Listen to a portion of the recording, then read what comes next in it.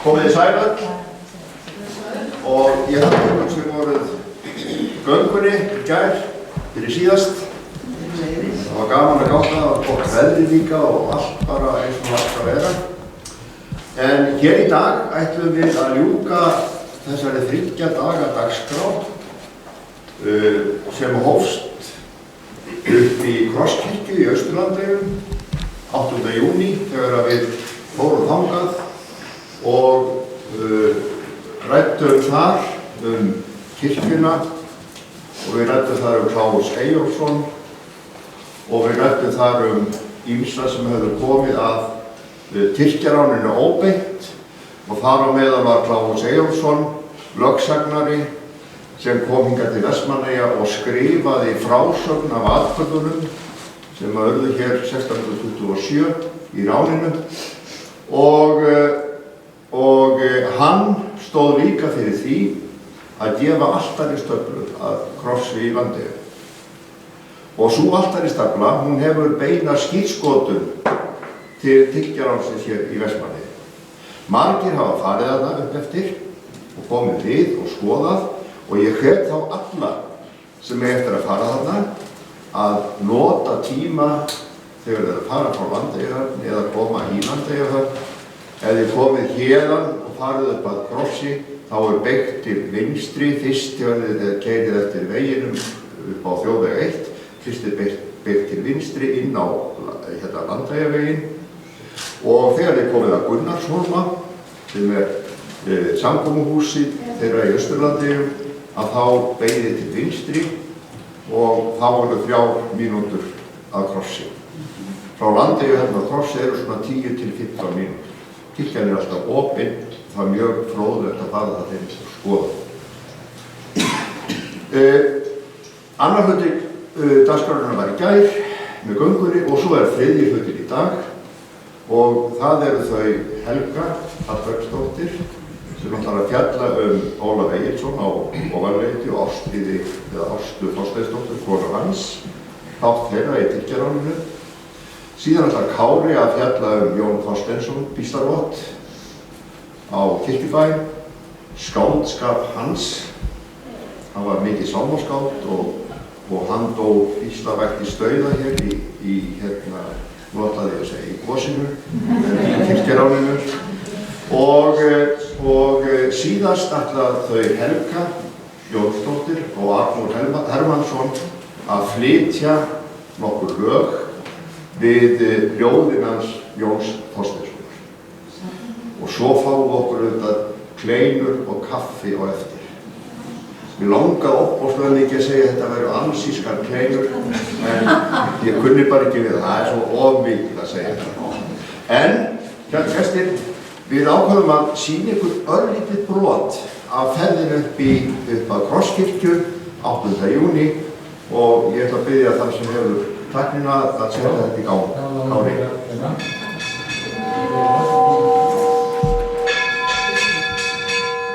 Við getum haldið dagskrár. Ein hérna í Krossi og þetta að byrja núna. Síðan verða 2 dagar út í Vestmannaeyjum í júlí, 20. og 21. júlí. Það fer ekki á milli mála hver gefur þess altaristöflu. Það stendur á henni að Kláus Eyjólfsson og Níels Klemensson hafi gefið hana. Og þess vegna finnst mér við hæfi kannski að ég fari örfáum orðum þá gefendurna. Kláusar Eyjólfssonar atburði Tyrkjaránsins skráð í júlímánuði 1627 og því talin með fyrstu skráðu heimildunum ránið. Séra Ólafur Egilsson prestur á Ofanleiti skrifar síðan sögu ári síðar eftir heimkomuna úr barbaríinu, svo sem giftingar og erfðamál, þar sem alls óvíst var lengi vel afdrif hertekina í barbarínu. Í fyrstu dreifðu þeir sem allar eyjarnar svo eiskildi mannsbarn hjá komast. Þá strax fénaður var í vegi fyrir þeim, þá ráku þeir allt á undan sér til dönskúsa. En sá hópurinn sem Landakirkja var í vegi fyrir, umkringdi hana strax og með skotum og axarhöggum og illskulátum þar til þeir inn komust. Rændu hana strax í með skrúða og klæddu sig með. slógu sér síðan að bóndabyggðinni þaðan og ráku hvern þeir fundu af dönsku húsum, en þann sem ei kunni svo hart að ganga sem þeir líkaði, þann hjuggu þeir til heljar.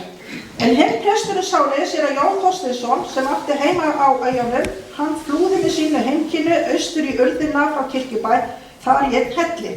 Og sem hann var þar komið með sinni kvinnu, sinni dóttur og vinnuhjúum, tók hann til að prédika og lesa fyrir sínu fólki og hugga það með Guðs orði. Hann reiddi til höggs þvert yfir hans höfuð, en hann breiddi út sínar hendur og sagði: Ég befala mig nú Guði. Og sem hann hafði þetta fyrsta högg fengið: Ég befala mig mínum Herra Jesú Kristó. Og fyrsta plágan náttúrulega kirkjuránið og önnur plágan svo, svo gósið, og svo þriðja plágan svona, það fer eftir hvernig stjórnmálaskoðanir menn hafa, það eru sitjandi ríkisstjórn í hverju sinni. Altaristaflan, hún dönsk, þetta danskt listaverk, sem að þeir, Klaus og Niels, hafa fengið einhver málara til þess að mála. En fyrirmyndin af þessu hérna sko forsíða á Nýja testamentinu sem að gefin var út í Kaupmannahöfn 1647, og þar eiginlega má segja að þjáningin mikla hjá Kristi sé sambærileg eins og þjáningin hjá þeim sem að urðu fyrir ræningar. Hægri vængurinn hérna, hann nú eiginlega öllu svona, hann svolítið sérkennilegur, ef svo má segja. Og þar Kristur aftur með sverð út úr munninu.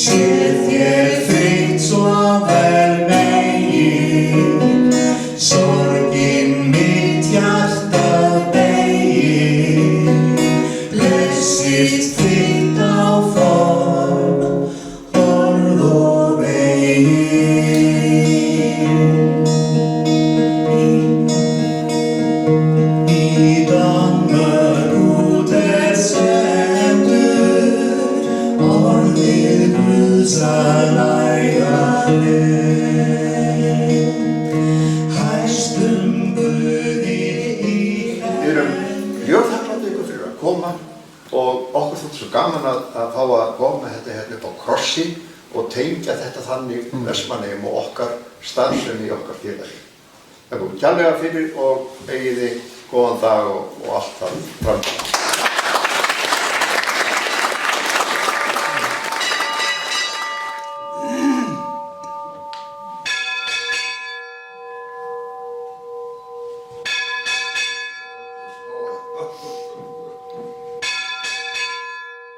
Þetta var nú svona aðeins bara hugmynd okkar að gefa ykkur rétt innlit í það sem að þarna var að gerast og vekja kannski áhuga eitthvað til þess að fara að hrósa.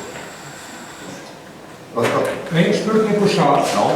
Hver prjónaði þess að falla úr peysusögum? Og Jóhann. Þetta einfaldur lopi. Hann hreyfir mjög vel í gegnum sér svona smábusku, þannig að manni verður aldrei of heitt. Nei. Ég skal skila þessari fyrirspurn til hérna Jóhann og en þið ekki vænt það. Þú verður það að vera. Já, takk fyrir.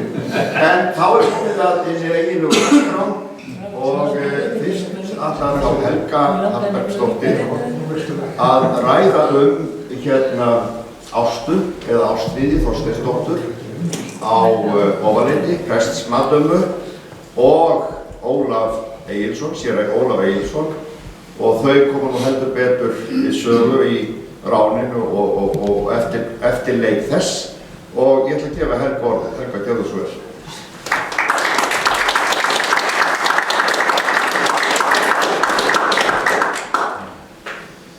Við minnumst þess nú að 397 ár eru liðin frá Tyrkjaráninu sem Þorsteinn Helgason kallar minnisstæða hrollvekju í Íslandssögunni.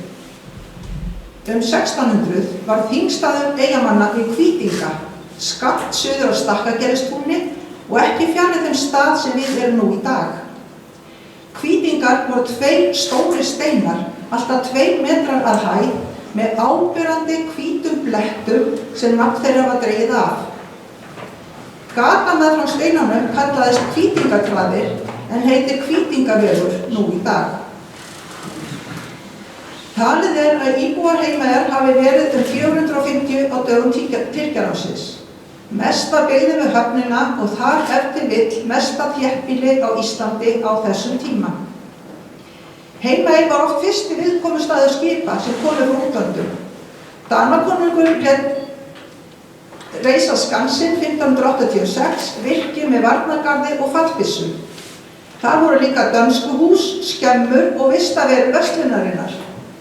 Erlendir kaupmenn og ferðalangar stigu þar á land og báru með sér fréttir og sögur utan Heimaey. Hversdagsatburðir þóttu þó ekkert söguefni. Heldur þurfti til einhverja óvænta atburði eða lífsreynslu. Auknar siglingar og verslun í kjölfar landafunda ásamt Tyrkjaránni var því frjór jarðvegur alls kyns ferðasagna og ævintýra.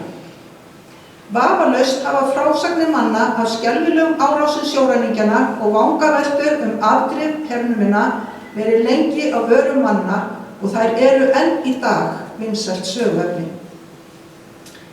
2 prestaköll voru á Heimaey. Séra Jón Þorsteinsson sálmaskáld bjó á Kirkjubæ og mun Kári Bjarnason segja meira frá honum.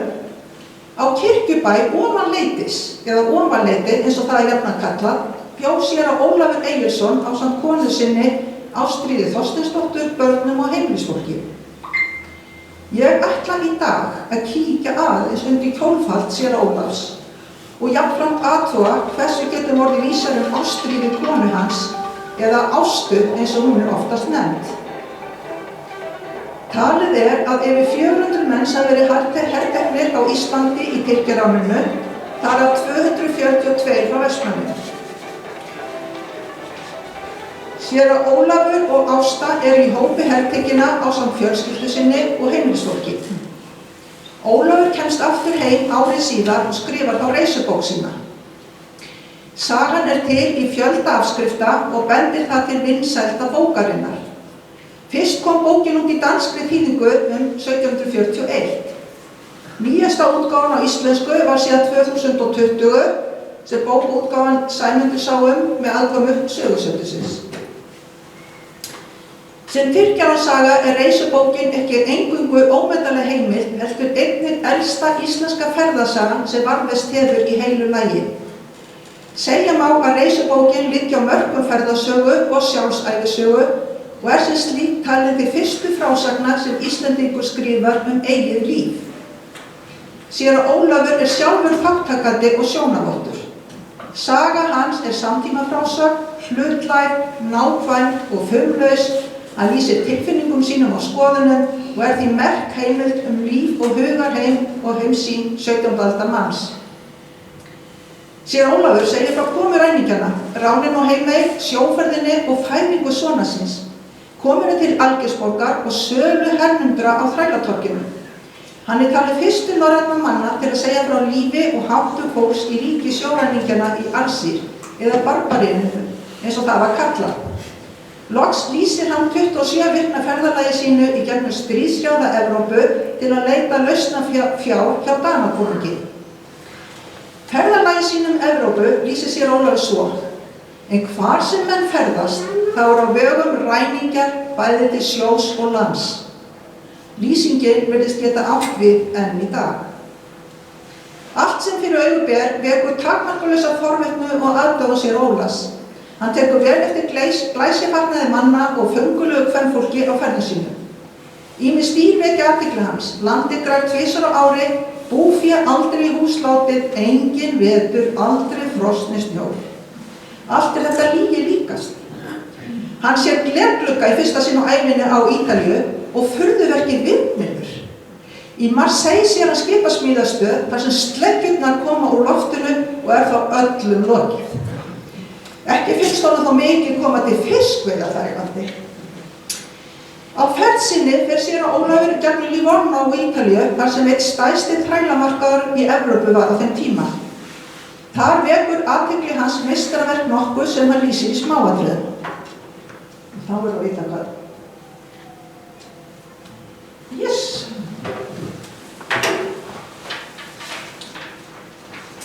Hann sem sagt í bókinni, hann þarna á ferðinni ca. 1628 og hann lýsir þar styttu sem hann sér í Livorno sem var sett upp 1626. Hann sem sagt að lýsa verki sem alveg glænýtt. Og til þess að við værum nú alveg vissum að Ólafur Egilsson prestur á Ofanliti var að segja satt og rétt frá, þá bráformaðu vor sér Ragnar Óskarsson á þrælamarkaðinum og til Livorno til þess að gangast að þetta væri bara allt satt og rétt og þarna lesa upp úr reisubókina. Styttan sem sagt sýnir Ferdinand I og 4 mára og enn eitt af kennileitunum í Livorno og þykir eitt merkilegasta listaverki þar bæ. Það var sko vitlaus á búið. Næja. Ég ætla að lesa nokkra línur þegar hann að lýsa þessu verki og sjáu hvað kallinn glöggur. Þessu framar sá ég það meistaraverk sem ég sá hvergi slíkt. Hvað voru 4 mannsmyndir steyptar af eiri sem sátu við stólpa af hvítum marmarasteini. Stólpinn var ferkantaður og sinn sat við hvern flöt og sáu við því nær út sem lifandi menn sem mynd eins Tyrkja og hans sonar. Hverju kristninni gjörðu stóran skaða. Þeir sáu út að vexti sem risar, en sá hertogi sem staðinn byggði vann þá í stríði og lét svo steypa þeirra myndir til minningar. Og hans mynd stendur svo upp yfir þeirra myndur með stórt sverð í hendi. Þetta ekki bara nokkuð satt og rétt til kallinu? Já, ég held það. Ok. Séra Ólafur var fæddur 1564 og því 63 ára þegar hann hertekinn. Furðuvekur, andlegur og líkamlega styrkur séra Ólafs sem kippt var út úr veröld sinni hálfsjötugum og fleygt inn í nýjan, framandi, óvinveittan en jafnframt spennandi heim. Lífsbaráttan var hörð og líklegast að séra Ólafur hafi tekið þátt í daglegum störfum heimamanna. Styrkleiki hans virðist þó einkum felast í andlegum styrk, reynslu og kennsku. Athygli vekur hversu vel séra Ólafur gengur að bjarga sér og ná tengslum við fólk í mismunandi löndum. Ætla má að reynsla hans af íbúum Skansins og samningaviðræður við þá og erlenda farmenn hafi reynt vel á tungumálakunnáttu hans í daglegu lífi. Séra Ólafur virðist ekki verið nokkru vandræðum með að gera sig skiljanlegan með norska og danska menn sem á vegi hans verða og segir þýska og enska skilja sig. Oft það einmitt þýskir og hollenskir sjófarendur sem hlaupa undir bagga með honum. Auk þess gat latínan gagnast í samskiptum við íbúa Miðjarðarhafsins. Einna verst gengur honum í Frakklandi. Úrræðagóður sem fyrr grípur hann þar til þess tjáningaforms sem konur skilja oft öðrum betur. Hann grætur og fær þegar hjálp. Séra Ólafur náði markmiði sínu að leggja erindi sitt fyrir Danakonung þó að hann hafi ekki fengið þá úrlausn sem hann óskaði helst. Hann hefði séð bæði kónginn Kristján IV og prinsinn Kristján V og slíka sögu gátu ekki margir landara sagt. En hvað vitum við Ástu Þorsteinsdóttur, konu séra Ólafs? Ástríður eða Ásta var fædd árið 1590 og 26 árum yngri en séra Ólafur. Prestsdóttir frá Mosfelli og systurdóttir séra Jóns Þorsteinssonar á Kirkjubæ. Ásta var seinni kona séra Ólafs en við fyrri konu sinni Helgu Árnadóttur átti hann dótturina Þorgerði. Ólafur og Ásta átti dótturina Helgu sem var 17 ára þegar þessi atburðir gerðust. Hún var upp í Landeyjum á dögum Tyrkjanámsins og slapp því undan ræningjunum. Einnig áttu þau 11 ára dreng og annað 2 ára barn. Ásta var passhafandi af þeirra 4. barni sem hún fæddi í ræningjaskipinu og skírður var Jón eftir séra Jóni Þorsteinssyni. Það sem við síðan vitum með vissu Ástu að hún kemur heim árið 1637 í hópi 37 Íslendinga sem þá voru leystir út. Kaupverð hennar var 500 ríkisdalir sem var hæsta verð sem greitt var fyrir fanga. Með henni í kaupverðinu var kona að nafni Gunnhildur frá Austfjörðum. Séra Ólafur var þá enn á lífi og þau Ásta hafa því náð 2 árum saman á Heimaey eftir heimkomuna. Sigfús M. Jónsson segir í bók sinni Saga Vestmannaeyja að Ásta hafi látið reisa altari í bænahúsinu við Ofanleiti og þar hafi hún daglega beðið fyrir sálum barna sinna.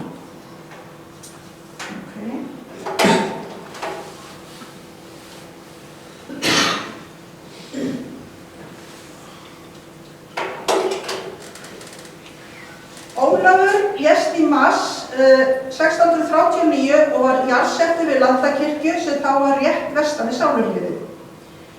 Legsteinn hans fannst við uppgröft eftir Heimaeyjargosið og bjargaðist naumlega frá glötun.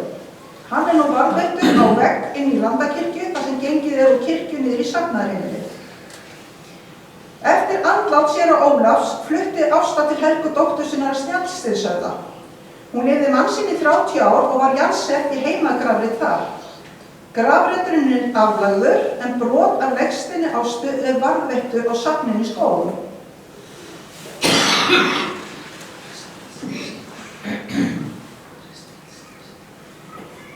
Þetta ekki góð mynd, en þetta alltaf erfitt að taka myndir af því sem glerskapur. Áætlunin, þetta bara þetta brot til. Maður sér AST eitthvað og það er bara mjög erfitt að lesa þetta hefur verið varðveitt þarna upp í Skógum. Áletrunin skráð í handriti frá 1800. Ef að stigna væri heill, þá gætum við lesið. Árið 1627 var svo siðprúða heiðuskvinna Ásta Þorsteinsdóttir herleidd frá Vestmannaeyjum með sínum ektamanni séra Ólafi Egilssyni og 2 börnum sínum. Fluttir á sér var þar í 9 ár, aftur leyst og svo til Íslands komin og var svo hjá sínum ektamanni í 2 ár, þar og eftir 30 ár hjá sinni dóttur. Og þetta það bil það eina sem við vitum með vissum Ástu. En fjallar sá ofur nákvæmi maður séra Ólafur eitthvað konu sín og börn. Þegar hann að lýsa því þegar ræningjarnir peysa hérna yfir Heimaey, þá segir hann: Ég og mín fátæk kvinna voru nær því og fyrst fangin. Síðan kemur mína barnakindur, mín kvinna og börn. Og við fæðingu yngsta barnsins fæddi mín fátæka kvinna barn. Lýsingin á uppboði elsta sonarins á þrælamarkaðnum reynir greinilega mjög á hann. Talar samt bara sinn fátæka son, hvergi nafngreindur. Áður en hann fer í sendiför sinna til Danakonungs fær hann örstutt að hitta konu sín og börn. Talar sína kvinnu og 2 okkar ungu börn. Einnig að ungbarnakindirnar séu dauðsjúkar. Engin öll. Við heimkomu séra Ólafs aftur til Eyja segir hann að hans fátæka dóttir taki á móti honum. Líklega á hann við elstu dótturina Þorgerði sem þá var gift Gísla Þorvarðarsyni presta á Ofanleiti. En við vitum það bara ekki. Hún er ónafngreind. Hvergi nafngreinir hann konu sína og við vitum ekki einu sinni hvers kyns næstyngsti barnunginn er. Einu konurnar sem hann nafngreinir Margréturnar á Kirkjubæ og síðan ein heiðuskvinna að nafni Margrét í Kaupmannahöfn. Í annars knöppum texta minnist hann á að þjónustustúlka Dáfríð frá Ofanleiti hafi verið seld á 1000 dali kristnum manni til eignar í Jerúsalem. Maður veltir aðeins fyrir sér með hvað hann sparsamur á frásögnum af hverju hann hafi tilgreint þetta og það læðist að manni sá grunu að hann hafi talið að ef til vill væri þetta huggun við aðstandendur þessara stúlku að hún hafi lent í höndum á kristnum manni. Veit ekki. Þorsteinn Helgason, sem hefur meðal annars látið sér sögukennslu í skólum Mikluvarða, spyr í grein sem hann skrifar 2011. þjóðarsagan karlkyns. Hann talar karllæga áherslu í opinberri söguskoðun og telur að þjóðarsagan sem birtist í sögukennslubókum hafi lengst af verið útilokandi gagnvart konum. Þorsteinn bendir á að í sögu þjóðríkja þá séu gerundir og hetjur nær enn undantekningarlaust karlmenn. Alveg sama hvar drepið er niður í sögukennslubókum, alls staðar eiga karlmenn sviðið. Sagan er fyrst og fremst saga þjóða, ríkisstjórna, konunga og ráðamanna. Stjórnmálasviðið er karllægt. Afgreind er í einkasvið og opinbert svið. Afrit kvenna er helst á einkasviðinu sem þykir líkt til frásagnar. Karlmenn eru viðmiðið í frásögninni, íbúarnir eru karlmenn í frásagnarhættinum en sérstaklega tekið fram ef konur er að ræða. Algengt sjónarmið er að konur væru takmarkaðar heimildir og því ekki frá mörg að segja. Árið 2009, takkið eftir, 2009 var gefin út af Námsgagnastofnun Íslandssaga fyrir grunnskóla Sögueyjan. Sagan spannar 650 ár. 40 einstaklingar eru nafngreindir, engin kona, en ein mynd af Guðrúnu Ósvífursdóttur og innskotstext eftir skáldkonuna Ólínu Andrésdóttur. Konuna er ósýnilegar í textanum. Árið 2011 birti Jafnréttisstofa harðorða skýrslu kynjahlutfallið í völdum námsgögnum af þessu tagi á Íslandi og var henni allmikil umræða meðal skólafólks og sagnfræðinga. Lausnin er nefnilega ekki endilega að fjölga nafngreindu konum, heldur að leitast við að beita aðeins öðru sjónarhorni af aflinu. Við vitum vel að séra Ólafur var vel skrifandi. Hefði ekki verið áhugavert og veitt meiri innsýn í heimkomuna og söguna ef hann hefði til dæmis lífstíð þegar hann fór niður á Höfn að taka á móti Ástu og 36 öðrum eftir 10 ára fjarveru í barbaríinu? Vissi hann að hún var meðal farþega? Vissi Ásta hvort Ólafur væri enn á lífi og í Eyjum?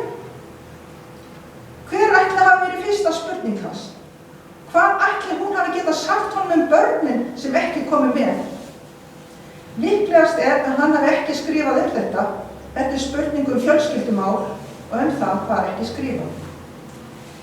Ásta varði síðustu 30 árum ævi sinnar hjá Helgu dóttur sinni á Snjallsteinshöfða. Ólíklegt er að hún hafi ekki sagt dóttur sinni eitthvað nærri 10 ára vist sín í barbarínu. Samkvæmt Íslendingabók eignaðist Helga 6 börn. Þar af líklega 2 eftir að Ásta mamma hennar kom til hennar. Annað þeirra er drengur sem skýrður var Jón eins og yngsti bróður hennar sem fæddist á sjóræningjaskipinu. Tilviljun? Mögulega. Er eitthvað ólíklegt að Ásta hafi við fæðingu hans rifjað upp með dóttur sinni hvernig það var að eignast barn út á rúmsjó í algjör óvissu? Lyktin, saur, blóð, æla, myrkrið, örvænting, vonleysið. Við vitum að Margrét prestfrú á Kirkjubæ var á sama skipi, en Ólafur minnist ekkert á hvort nokkur hafi aðstoðað Ástu. Við vitum alls ekkert það, en það er ekki skrifað. Hér glatast dýrmæt reynslusaga konur. Þegar komið var til Alsír tók inn í óvissa. Hvernig ætli líf hernefndu kvennanna hafi verið innan heimilis eða þeirra sem töldust frjálsar? Áttu þær einhverja sjálfstæða tilveru? Hvernig var samskiptum innan fjölskyldna og trúarbragða háttað? Hver var aðbúnaður barna? Lærði Ásta við framandi handverk sem hún gat nýtt þegar heima var komið? Var hún uppnefnd af þeim sem að eftir voru hér heima þegar hún kom eins og Guðríður Símonar? Var hún kölluð Tyrkja Ásta? Ekki kusu allar að koma aftur heim sem voru leystur út, en það gerði Ásta. Hvað ætla hafi valdið vali hennar eða hafði hún eitthvað val? Voru börn hennar í barbarínu enn á lífi? Þetta eru allt spurningar utan opinbera sviðsins, einkasvið, fjölskyldulíf, ástir, heimþrá og valkostir einstaklinga. Konur hefðu líklega ekki kollað af heimsögunni, en þær hefðu vissulega geta gefið spennandi einsýn inn í þennan heim, samskipti þjóða, trúarbragða, dagslífs einstaklinga og þar með breiðara sjónarhorn á söguna. En hér ríkti og ríkir oft enn sjónarmiðið að konur séu takmarkaðar heimildir hafi frá fáum markverðu að segja og en þær ekki skrifað. Mér langar svo að lokum að segja einhverjum litla sögu, áhugaverða, fannst mér. Fyrir 10 árum kom hér kona sem heitir Sally Magnússon. Ykkur kannast við hana. Hún dóttir Magnúsar Magnússonar sem var Íslendingur sem var fréttamaður hjá BBC. Sally kom hérna og ég var þá hérna upp á safninu og hún kom til mín og þá fyrir stuttu hafði verið gefin út reisubók sér á Ólafs á ensku. Hún hafði lesið hana og hún sagði mér langar að fræðast meira Tyrkjaránið. Ég fer með hana og ég fer að segja henni frá þessu og þá segir hún og hún strax mjög áhugasöm og svo segir má ég koma eftir það, svo hugsa máli má ég koma aftur á morgun. Ég segi já, svo kemur hún daginn eftir og hún segir, veistu það, mér langar svo að skrifa einhverja sögu sem að gerist í Tyrkjaráninu. Og hún sagði, við getur sagt mér einhverja sögur.